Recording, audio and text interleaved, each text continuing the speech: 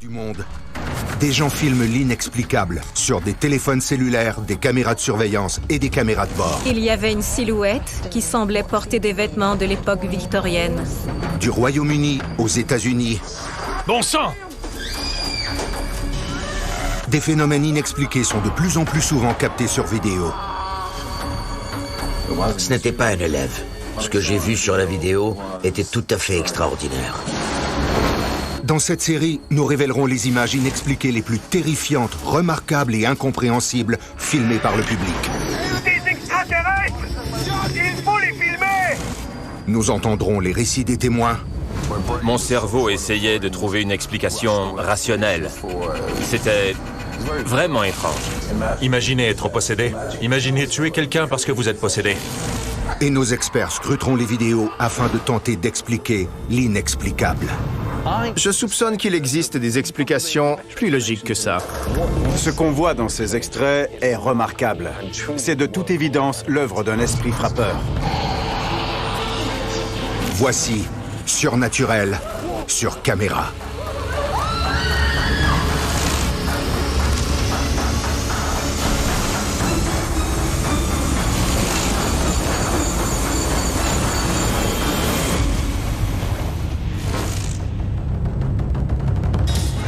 Dans cet épisode, prière de ne pas ouvrir. C'est signé le chasseur d'âmes. Oh.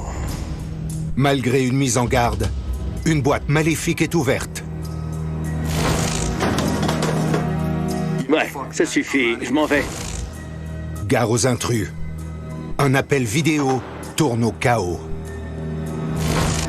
Est-ce qu'il y a quelqu'un d'autre chez toi? Des esprits puissants et autres fantômes prennent le contrôle au pub Poltergeist. Parfois, quand je travaillais au pub et que des choses étranges se produisaient, j'avoue que ça m'a déjà donné envie de pleurer. Et nous verrons un évangéliste énergétique, un homme qui dit être un véritable exorciste, capable de sauver des âmes et de vaincre les démons. En tant qu'exorciste, je renvoie le démon à leur place, avec un aller simple pour l'enfer. Mais d'abord, un sceptique des phénomènes surnaturels a-t-il inconsciemment libéré un esprit agité? En ce moment, je coupe la cire. D'une boîte scellée?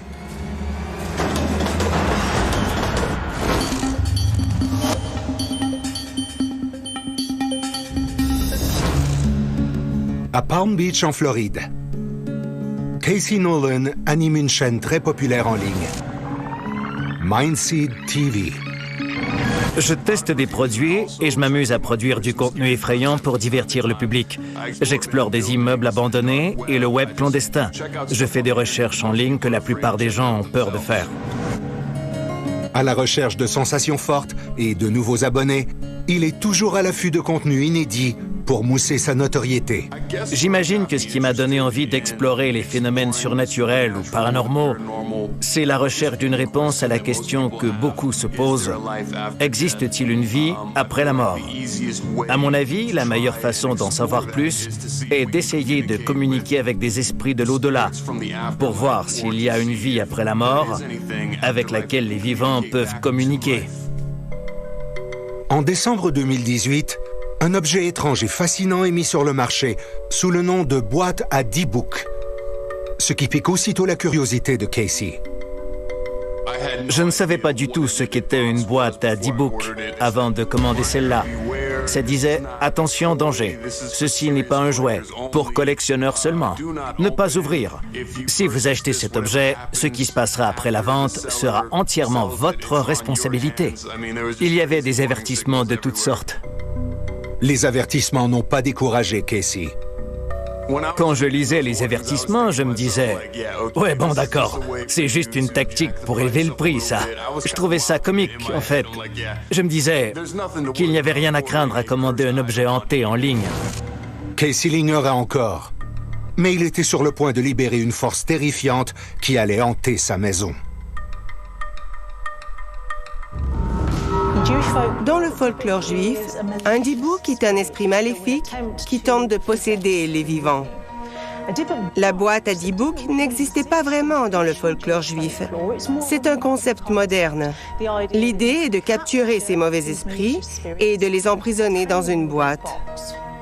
Je crois que dans ce cas, cette vedette du web a acheté la boîte à 10 boucs pour augmenter sa popularité et pour avoir plus de visibilité. Il voulait que ça génère 1 million d'abonnements de plus pour avoir une autre plaque à mettre au mur. Ce qu'il ne semblait pas comprendre, c'est qu'il plongeait dans un univers obscur qu'il ne connaissait pas du tout. En définitive, il courait un grave danger. Quelques jours plus tard, le colis est livré. Le paquet a été expédié du Wisconsin et c'était très étrange parce qu'en l'ouvrant, j'ai trouvé une lettre. C'était une sorte de mise en garde pour l'acheteur. Cher client, merci pour cet achat. Cette boîte à 10 boucs a été préparée par un sorcier qui pratique la magie noire. Sachez qu'en ouvrant cette boîte, la manifestation d'un démon pourrait survenir. Je vous recommande donc fortement de l'ajouter à votre collection sans l'ouvrir. C'est signé le chasseur d'âmes. Oh. Casey aura certainement été averti. Mais Casey est dévoué à sa chaîne et il tient à continuer ses enquêtes. Il a donc décidé d'aller jusqu'au bout. Bon, alors voici comment ça va se passer. Je vais d'abord scanner cette boîte avec un détecteur EMF. C'est un détecteur de fantômes qui capte en réalité les fréquences électromagnétiques. Je me disais encore que ce n'était qu'un canular. Ça ne m'inquiétait pas du tout. J'étais sûr que rien ne se passerait, que j'allais faire quelques tests et que ça ne donnerait rien du tout, mais finalement, j'avais tort.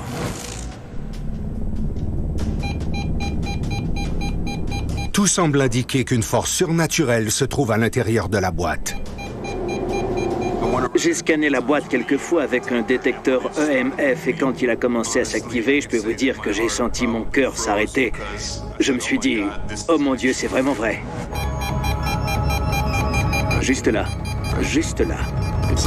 La force est dans le milieu de la boîte. Ce que je trouve terrifiant, c'est que dès que j'éloigne la boîte, l'appareil ne capte plus rien. Je sais que ce n'est pas à cause de mon équipement de tournage. Regardez ça. Ça s'est arrêté. Et quand je rapproche la boîte, ça recommence. Bon, maintenant, je vais utiliser le Vilus, un classique de la chasse aux fantômes. Cet appareil détecte les fluctuations électromagnétiques et il est censé permettre aux esprits de communiquer. Si vous êtes un esprit qui tente de communiquer, voulez-vous du mal aux vivants? Quand l'esprit a dit « Tu devrais m'aider », c'est la chose la plus effrayante que j'ai jamais entendue sortir de le Vilus.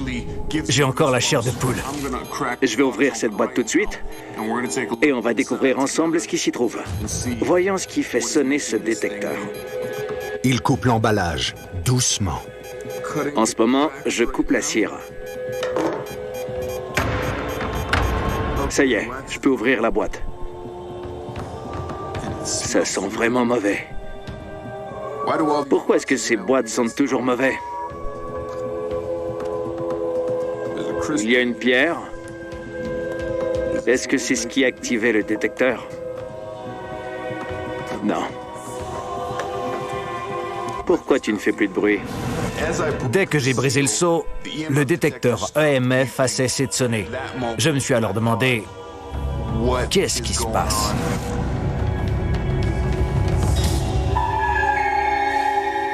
Quand je me suis retourné, j'ai constaté que ma plaque tremblait sur le mur. C'est alors que je suis tombé en état de panique. J'ai compris que quelque chose de sérieux se produisait. Ouais, ça suffit, je m'en vais. Ailleurs dans le monde, d'autres images semblent tout aussi inexplicables. En Chine, regardez ce qui arrive quand une fourgonnette passe sur cette traverse de piétons. Au moment de toucher les bandes, quelque chose d'incroyable se produit. Ces véhicules se heurtent sans raison apparente. Donc, serait-ce une traverse maudite ou le pouvoir d'un piéton exceptionnel qui fait léviter ces véhicules?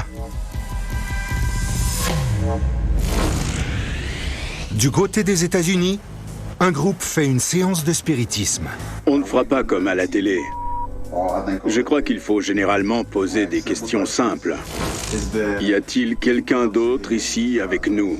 Petit rappel, il n'est pas suggéré d'essayer ça à la maison. Est-ce que vous m'entendez? Après avoir demandé si quelqu'un d'autre était là, la réponse a été rapide. Un esprit frappeur? Ou des ados agités? Toujours aux États-Unis, un appel vidéo prend subitement une tournure terrifiante. Est-ce qu'il y a quelqu'un d'autre chez toi?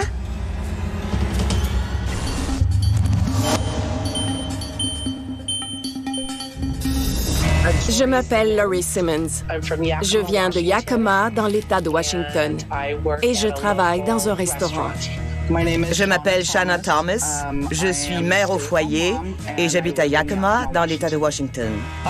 Je connais Laurie depuis le début du secondaire. C'est ma meilleure amie depuis aussi loin que je me souvienne.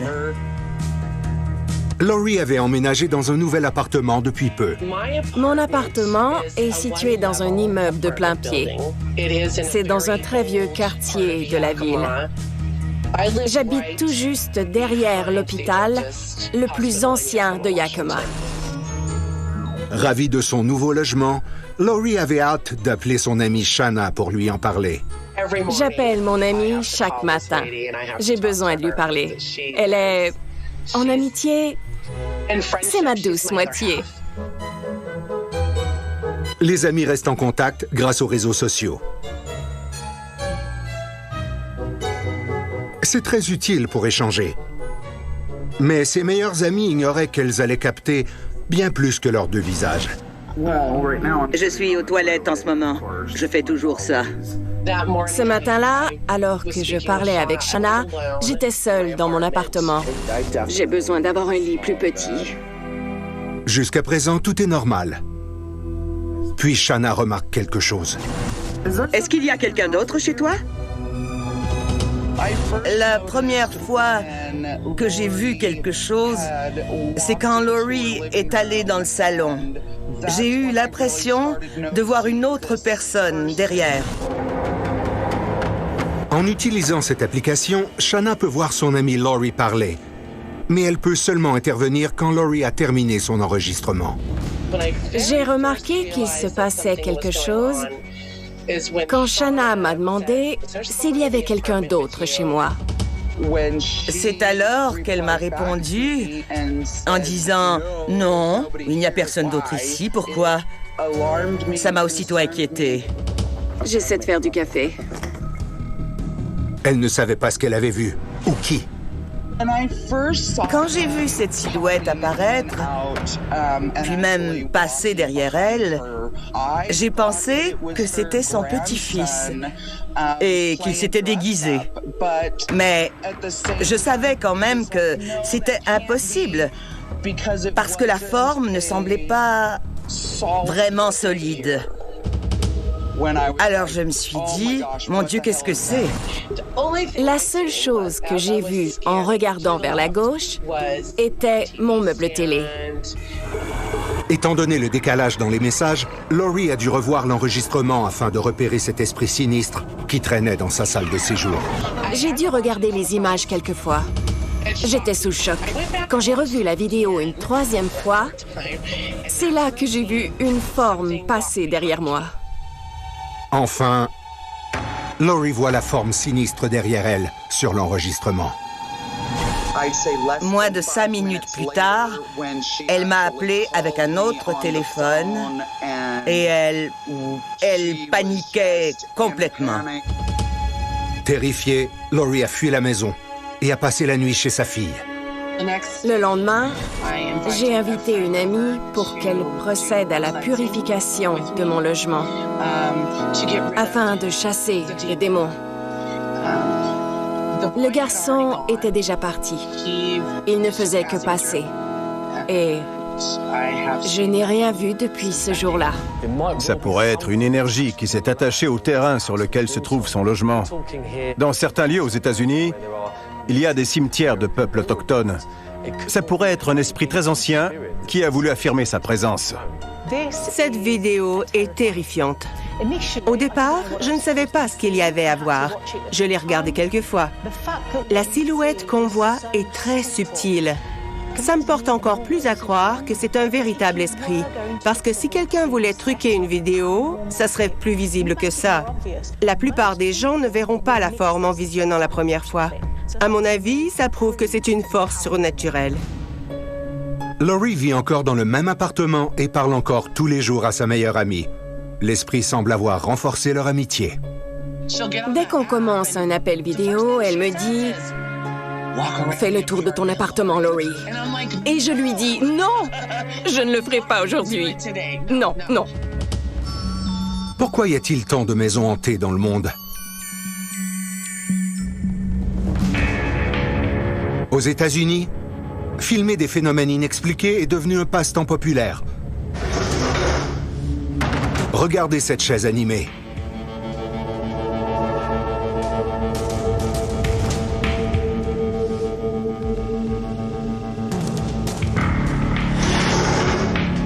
Mieux vaut ne pas la pousser trop loin. Les chaises possédées reviennent toujours à leur place.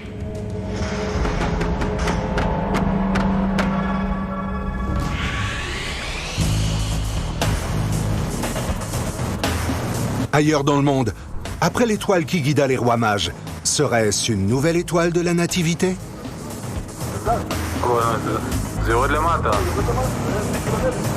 Nous sommes en Terre Sainte, un des lieux les plus sacrés de la planète. Des chercheurs d'OVNI ont été complètement surpris et fascinés en voyant cette fabuleuse sphère lumineuse qui lévitait au-dessus du dôme du rocher de Jérusalem. De plus, après avoir impressionné les témoins, elle a bondi dans les airs et s'est transformée en une série de lumières rouges. Était-ce une plaisanterie céleste ou un messager mystérieux? Peu importe ce que vous croyez, la scène a intrigué et impressionné le public.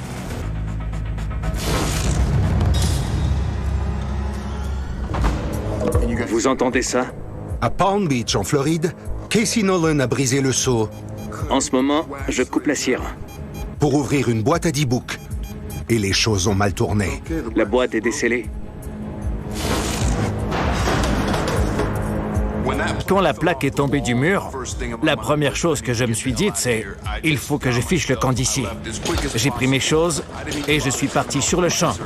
Je n'ai même pas éteint les lumières. Me voilà dans la voiture, sain et sauf. Je m'en vais chez mon frère Chuck pour y passer la nuit. Je ne me sens pas du tout en sécurité chez moi en ce moment. En arrivant chez mon frère, je lui ai expliqué que je tournais une vidéo à propos d'une boîte hantée. Je lui ai raconté tout ce qui s'était passé et il croyait que c'était de la folie. À mon avis, il ne croyait pas ce que je lui disais. Heureusement que j'avais tout filmé, parce que je suis presque certain que personne ne m'aurait cru si je ne l'avais pas capté sur vidéo. Le lendemain, Casey décide de rentrer chez lui. À mon arrivée le lendemain matin, il faisait jour, mais le temps était orageux. Le ciel était couvert de nuages sombres, il ventait beaucoup et j'avais une sensation étrange. Dès que j'ai ouvert la porte, j'ai senti que je n'étais pas seul. J'avais l'impression qu'il y avait une présence dans la maison avec moi.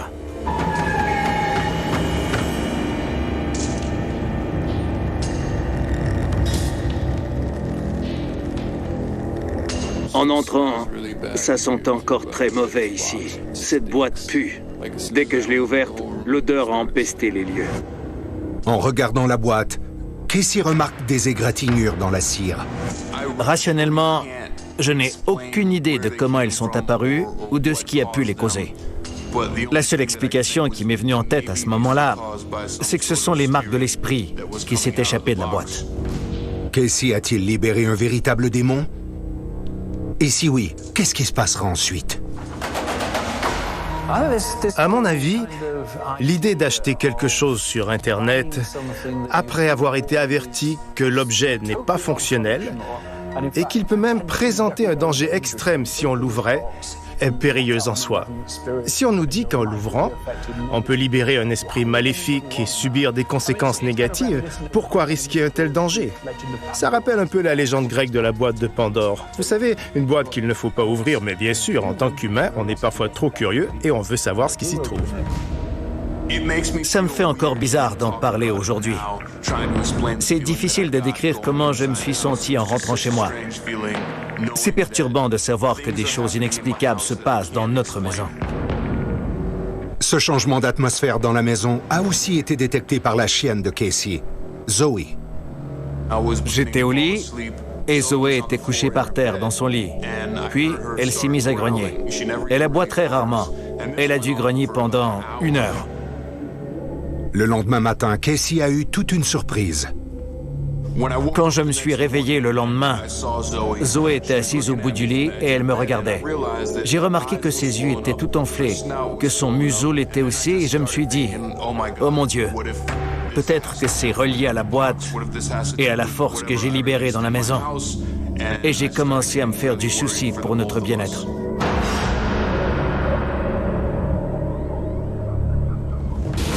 À venir. Dans le comté de Kent, en Angleterre, des esprits sinistres semblent hanter un pub nouvellement rénové. Parfois, quand je travaillais au pub et que des choses étranges se produisaient, j'avoue que ça m'a déjà donné envie de pleurer.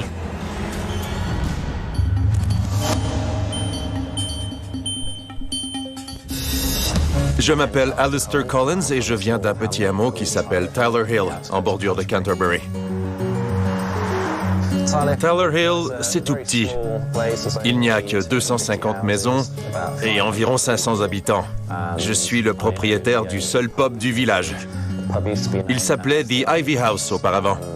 Et les gens de la région ont toujours dit qu'il était hanté. Il y a un pub sur ce terrain depuis la fin du 19e siècle. Mais le malheur a frappé l'établissement. Le bar a dû fermer et a fait l'objet d'une reprise de finances. L'avenir du Ivy House semblait plus qu'incertain. Puis Alistair l'a acheté et a donné un second souffle à cette entreprise en faillite. Le pub a ouvert il y a 4 ans, à la suite de travaux qui ont duré 2 ans et demi. Tony travaille derrière le bar. Amanda fait le ménage et Richard est l'électricien. Cette équipe fait tout son possible pour que le pub puisse bien fonctionner. Cela dit, au fil du temps, les employés d'Alistair se sont mis à lui faire part de faits troublants. C'est Richard, l'électricien, qui m'a parlé du tout premier incident. Il m'a dit avoir entendu quelqu'un monter l'escalier alors qu'il faisait des travaux dans le placard sous l'escalier. Il croyait que c'était Tony qui arrivait au travail, mais quand Richard est sorti du placard, il a vu Tony sortir de la cuisine. Ensemble, ils sont allés voir qui était à l'étage, mais il n'y avait personne. Même si le nouveau propriétaire Alistair croyait que ses employés lui jouaient un tour, Amanda devenait de plus en plus craintive au travail. Parfois, en arrivant au travail, je me mettais à grelotter, j'avais froid.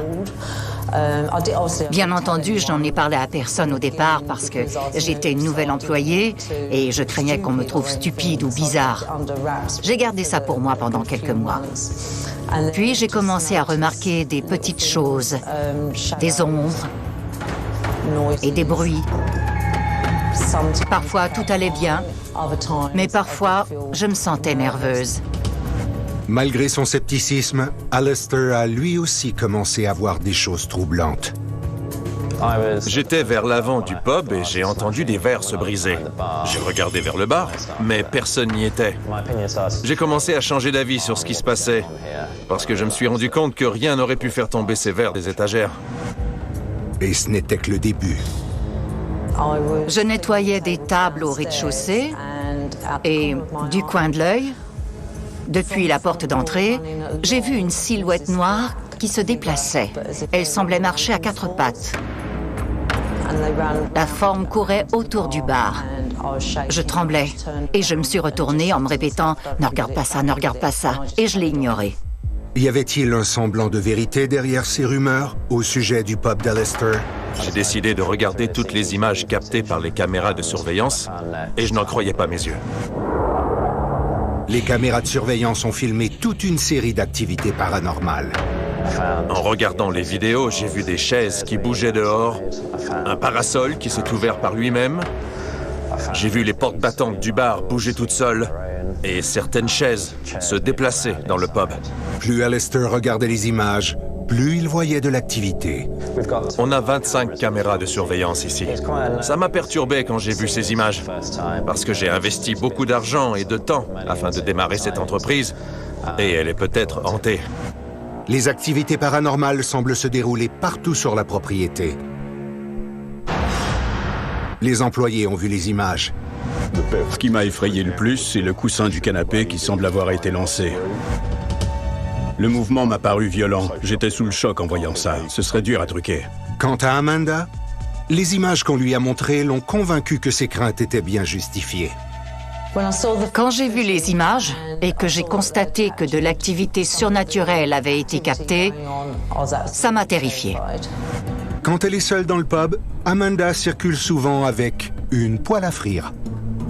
Je suis déjà arrivée au pub et toutes les lumières étaient allumées et toutes les portes étaient déverrouillées. Ça me rend vraiment nerveuse et ça m'effraie. Des esprits frappeurs ou de bons farceurs? Serait-ce un lieu hanté depuis longtemps? Mes beaux-parents ont été propriétaires de ce pub et ils ont déjà entendu une porte claquer à l'étage alors qu'ils étaient en bas du côté du bar.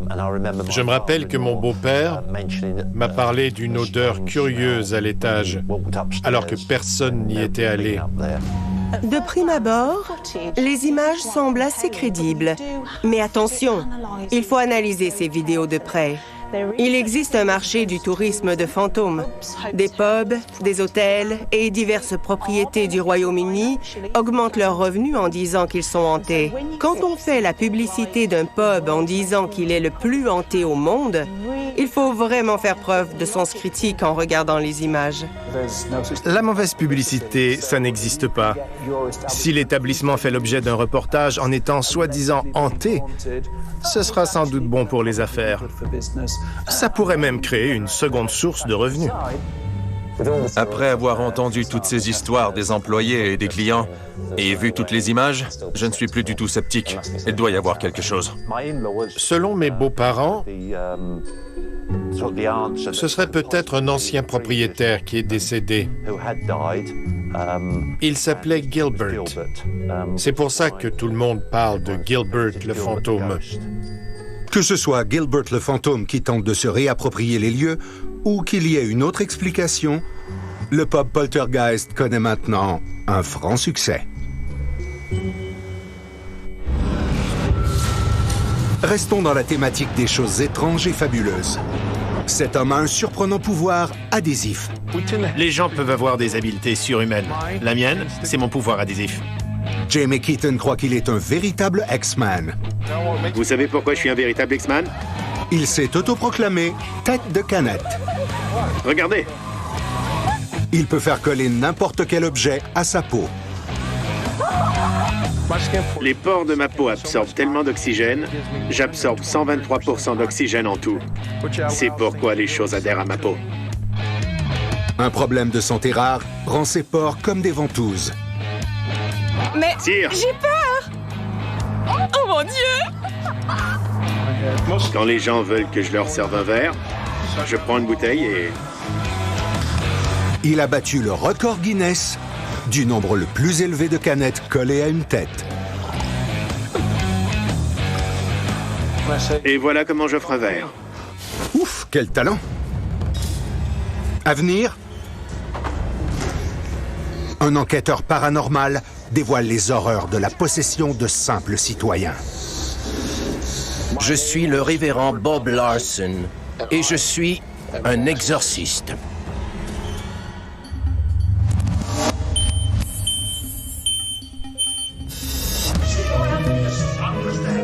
L'évangélisme est une industrie prospère aux États-Unis et le pasteur paranormal Bob Larson est l'une de ses figures les plus flamboyantes. Je suis le révérend Bob Larson. Je vis à Phoenix, en Arizona, dans la banlieue de Scottsdale. Je suis auteur, j'ai été animateur à la radio et j'ai été conférencier motivateur. Depuis quelques années, on dit que je suis le véritable exorciste. Ayant fondé une école internationale d'exorcisme, cet homme vif de 74 ans dit qu'il est l'un des plus grands experts des cultes, de l'occulte et des phénomènes surnaturels aux États-Unis. J'ai vu le monde des esprits et du surnaturel d'une perspective non occidentale. Grâce à mes connaissances, j'ai entendu l'appel de partager mes dons avec le monde occidental et c'est pour ça que je suis devenu exorciste. Je suis un exorciste qui s'affiche publiquement. Selon Bob, l'exorcisme peut prendre de nombreuses formes. En 40 ans de carrière, il dit avoir pratiqué 40 000 exorcismes. Ceci passe de services bondés et spectaculaires à des interventions plus intimes pour spiritualistes en ligne. Quand on pense aux activités surnaturelles de Bob Larson, il faut tenir compte du fait que tout ça s'inscrit dans une culture très spécifique. Il s'agit de chrétiens fondamentalistes qui croient totalement aux notions de possession et d'exorcisme. On pratique des exorcismes un peu partout dans le monde, mais très rarement. L'Église catholique doit être convaincue que l'individu montre des signes très précis de possession et c'est seulement à ce moment que l'évêque pourra le permettre. Ce ne sont pas des choses qu'on peut prendre à la légère. Ce n'est pas le genre de pratique où l'exorciste demande 300 $ et le diffuse en ligne comme Bob Larson semble le faire. Pour moi, il n'y a aucun doute que le monde des esprits, le monde paranormal existe. Cette dimension fait partie de mon quotidien. L'approche unique de Bob pour vaincre Satan attire des adeptes de tous les milieux. Je ne traite pas seulement les gens démunis ou des gens qui ont tellement souffert dans leur vie qu'ils n'arrivent plus à fonctionner. Je traite des médecins, des avocats, des pasteurs, des prêtres. Il y a quelques semaines, j'ai exorcisé un psychiatre. Les forces du mal sont sans limite. Bob a fondé une entreprise qui prétend offrir une solution à toutes les formes de séduction satanique. Appelez un de nos coordonnateurs de rencontres maintenant. Vous avez attendu trop longtemps pour remettre votre vie sur les rails. Passez à l'action. J'espère vous voir bientôt.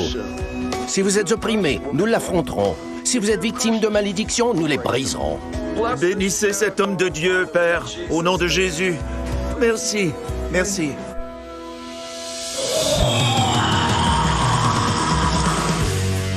Bob voyage beaucoup pour partager sa vocation. Il donne des conférences et s'investit pour exorciser ses fidèles et le public en général.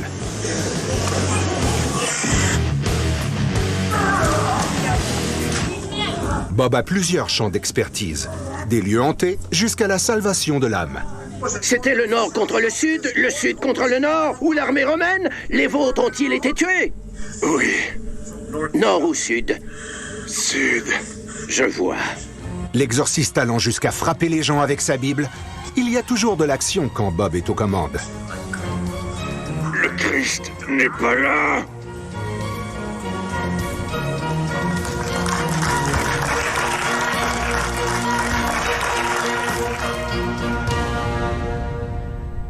Mais les exorcismes ne se font pas tous aussi facilement. Bob croit que le diable se présente sous plusieurs formes. Il faut donc être vigilant.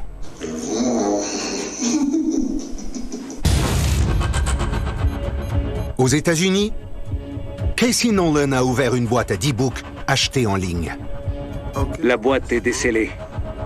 Cette boîte ensorcelée est censée contenir un esprit maléfique. L'ayant ouverte, Casey a-t-il libéré une force dangereuse qui hante maintenant sa maison? J'avais vraiment l'impression qu'il y avait une présence dans la maison. Par contre, elle ne semblait pas vouloir me suivre. Mais chaque fois que j'arrivais chez moi, je sentais que je n'étais pas seul. C'était une sensation vraiment étrange. Encore plus inquiétant, après avoir passé une nuit mouvementée, Casey a vu que son chien avait les yeux très enflés.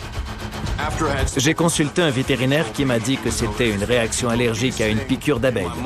Mais le fait est qu'elle n'était pas encore sortie ce jour-là. Alors, ça s'était produit dans la maison. C'est à ce moment-là que j'ai compris ce qui se passait. C'est la deuxième fois que ça arrive. J'ai quitté la maison. La première fois, je pensais avoir oublié d'éteindre les lumières dans mon studio. Mais cette fois, je suis sûr et certain que j'ai éteint les lumières en partant. C'est la deuxième fois que je rentre chez moi et que les lumières rouges sont allumées dans le studio. Je n'aime pas ça. Pour être franc, c'était un phénomène paranormal intense et je n'étais pas du tout préparé à y faire face. J'ai exploré des lieux, j'ai vu des signes de temps en temps, mais là, c'était très clair et il y avait une présence chez moi. Elle se manifestait ouvertement et je n'étais pas du tout prêt pour ça. Je suis seul à la maison. S'il y a un esprit ou une sorte de force, j'aimerais bien avoir un signe. Je voudrais juste que vous me confirmiez votre présence, parce que j'entends des bruits étranges depuis quelque temps.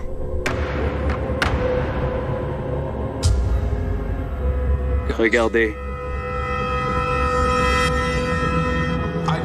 Je suis convaincu à 100%. Ce qu'il y avait dans cette boîte est la source de tout ce qui s'est passé chez moi pendant les jours suivants. Casey n'avait jamais eu d'expérience paranormale avant celle-là. Il a lui-même dit qu'il ne croyait pas aux phénomènes surnaturels. Alors, d'oser prendre le risque de manipuler ce qui pouvait être une boîte à 10 books, c'était plutôt dangereux. Si j'avais un conseil pour Casey, ce serait de ne pas s'aventurer dans des sphères qu'on ne comprend pas. Surtout si c'est dans le but d'attirer de nouveaux abonnés sur Internet. En gros, ce qu'il a fait, c'est libérer une force dans le monde. Une force qui a le pouvoir de le hanter toute sa vie. Après ce que Casey a vécu, les forces obscures sont-elles encore actives dans sa maison? J'ai demandé à une sorcière blanche de venir purifier mon environnement. Elle a refusé qu'il y ait de l'équipement vidéo. Et elle ne voulait pas qu'on la filme. Il fallait que ce soit très sérieux. J'ai donc fait ce qu'elle voulait. Et je vous le dis, c'est fou. Depuis qu'elle a purifié ma maison, une bénédiction n'attend pas l'autre pour moi. Une bénédiction après l'autre, après l'autre, après l'autre. Est-ce que, dans ce cas, ce qu'il y a dans la boîte doit rester dans la boîte? Même si ça a été une des expériences les plus effrayantes de ma vie, voir des choses bouger et constater de l'activité paranormale de mes propres yeux, ça ne m'empêchera pas de continuer. Ça ne m'a pas découragé. J'ai l'intention de filmer encore plus de phénomènes paranormaux sur vidéo. Comme nous l'avons vu dans l'étrange univers d'Internet, de nombreuses activités inexpliquées sont captées sur vidéo. Certaines vidéos semblent révéler des scènes orchestrées plutôt que hantées. Tu filmes tout le temps. Quand vas-tu arrêter? Et le quotidien Le docteur a dit de tout filmer. Je me fiche de ce qu'il a dit. peut devenir dramatique. J'en peux plus de la caméra. Arrête! Paige! Un esprit frappeur semble posséder Paige. Paige! Paige! Mais c'est du cinéma plutôt qu'un drame. Pendant ce temps, des cascades originales en Chine. Cet homme marche sur l'air pour se rendre au travail. Ce trucage élaboré semble montrer un homme qui lévite à côté d'un autobus. Il s'agit d'une campagne publicitaire sur l'étiquette dans les transports en commun. Apparemment, personne ne lui a offert un siège.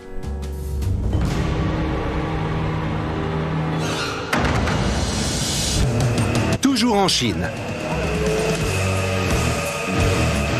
Un expert Shaolin montre au public la puissance de sa scie ronde en pressant un bout d'acier contre la lame.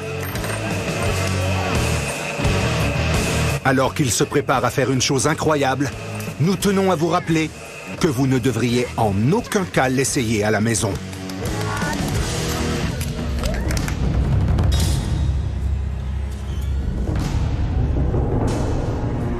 Le pasteur paranormal Bob Larson est connu à travers le monde pour ses activités en tant qu'exorciste. Je ferai ce que je veux. Vous ferez ce que vous voulez. Alors je ferai ce que je veux. En 40 ans de carrière, il dit avoir pratiqué 40 000 exorcismes et écrit 27 livres. Quelles sont les tactiques de Jézabel à travers l'histoire et à l'époque actuelle?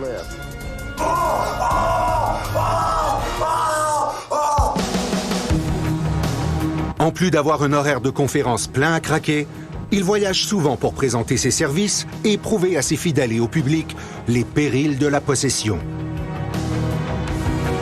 C'est lors de ces événements évangélistes que Bob pratique les exorcismes les plus spectaculaires. En regardant la foule, j'observe les yeux des gens pour détecter des regards maléfiques. Il m'arrive de choisir ces gens. Parfois, quand j'approche quelqu'un avec ma croix, ça provoque les démons. Il se cache! Parfois, quand je mets la croix près d'eux, les démons s'agitent. Ils se mettent à crier et deviennent très violents.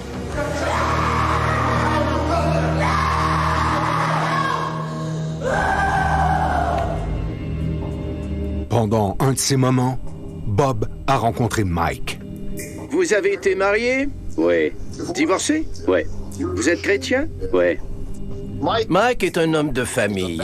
C'est une personne qui travaille très fort. C'est un de ses amis qui l'avait emmené à notre conférence. Il est gentil. Il était assis calmement. Une force maléfique m'a regardé. Ce n'était pas vous. Quand je l'ai approché avec ma croix, il s'est mis à trembler de tous ses membres. J'ai alors compris que cet homme gentil, que tout le monde voyait comme un Américain normal, avait ses démons. J'exige que les démons sortent de cette âme et de cet esprit. Détachez-vous de Mike. Venez ici! Dès le départ, Bob sent que quelque chose ne tourne pas rond. Vous lui faites faire des cauchemars? Je crois qu'il y a un esprit meurtrier ici. L'esprit meurtrier est un démon assez commun. Voyons ce qui se passera si je transperce l'esprit meurtrier avec l'épée.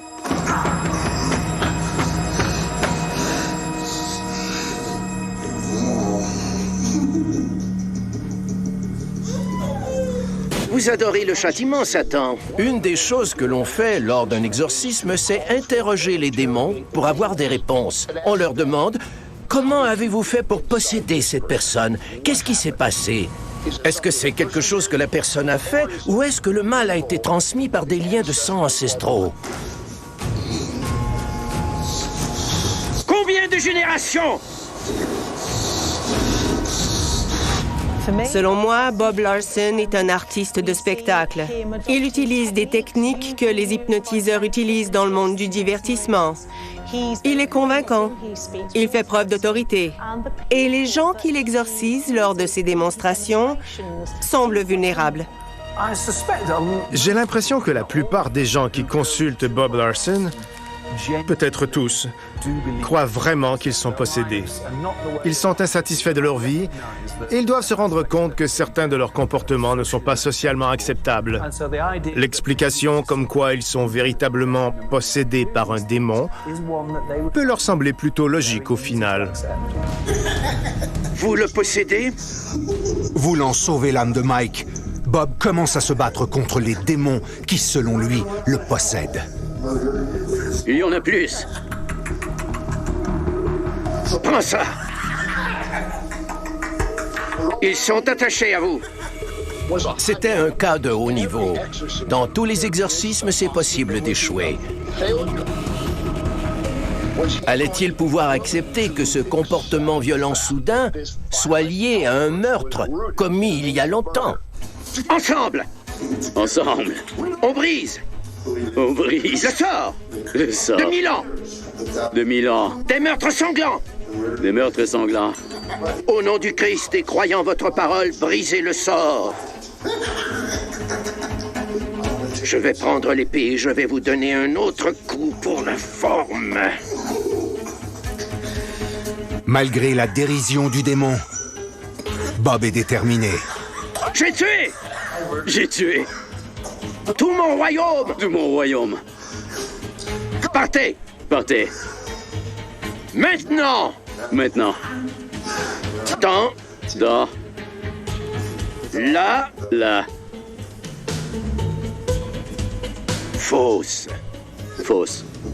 En tant qu'exorciste, je renvoie les démons à leur place, avec un aller simple pour l'enfer. Sortez! Sortez! Sortez! Sortez! Sortez! Sortez! Sortez! Sortez!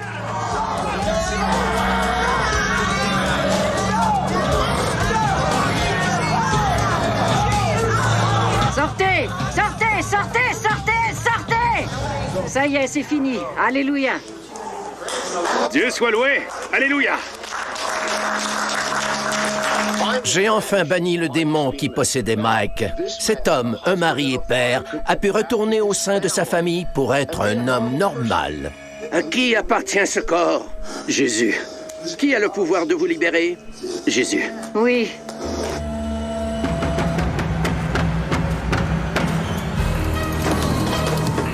Aux quatre coins du monde, de plus en plus de gens captent des phénomènes inexpliqués sur des téléphones cellulaires.